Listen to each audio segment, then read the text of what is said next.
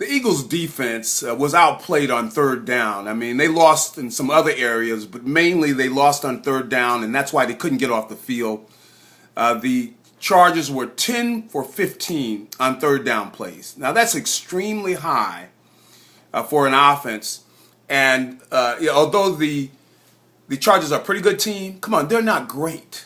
They don't have unbelievable receivers. It just says about the weakness the Eagles have. Now, one of the things in a number of the matchups, the Chargers were able to take advantage of the Eagles, and one of those was with Michael Kendricks with Antonio Gates.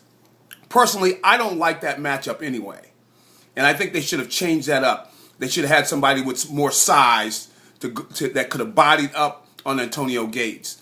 The thing that Michael Kendricks could do against Gates was use his quickness. That means you play off of him, you anticipate which way he's going to go, and you get there before he gets there. Meaning like you undercut him. You make them throw the ball over you. And he needed to change things up, like you play off of him. And just before the snap, you zip up, and the time he comes off the line, you jam him. You've got to mix things up. You can't let people know where you're going to be on third down. It's the most complicated down in football, and the Eagles are showing their inability to make adjustments.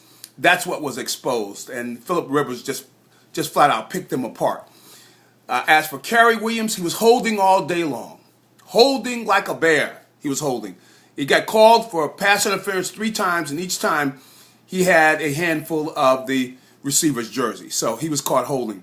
I thought Brandon Boykin played a good game. He's their best cover corner and should be the starting left corner. They need somebody that can lock somebody down, and I think he's the best guy on the team for the ability to do that. And then on third down, they need to switch him inside and have him move inside and play in the slot. But he's their best cover corner. They were running those trail routes, and this is the old Ernie Zampese offense where they run the deep seams, and you've got to play inside of those wide receivers. You got to be able to come inside, and Cary Williams, they need to play some safety over the top and let those guys get aggressive with the receivers. Now, Cary Williams is able to do that. That's the strength of his game, going up and beating up on the wide receiver. Well, he needs to do some of that, but you got to change up. You can't let them know where you're going to be at all the time. You can't just line up and play. That's not the way the game is. The game is a chess game. That's played before the ball is snapped.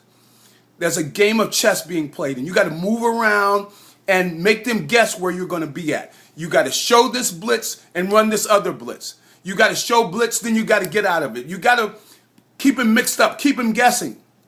And I think for years, the Baltimore Ravens were the best team at that because they have guys that they give authority to on the field. You have to give your signal callers on the field, meaning like you've got to treat the defensive players like they have a quarterback who's able to make adjustments on the field.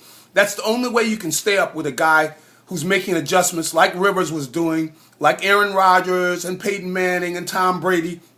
You have to make adjustments as they make adjustments, and you have to keep them guessing and keep them wondering. And of course, the best thing for them is you got to get some hits on them. They got one hit on Phillip Rivers all day long. He threw the ball 47 times. I mean, come on. That's not good enough. You're going to lose in the NFL if you do that. And the defense yesterday was horrible.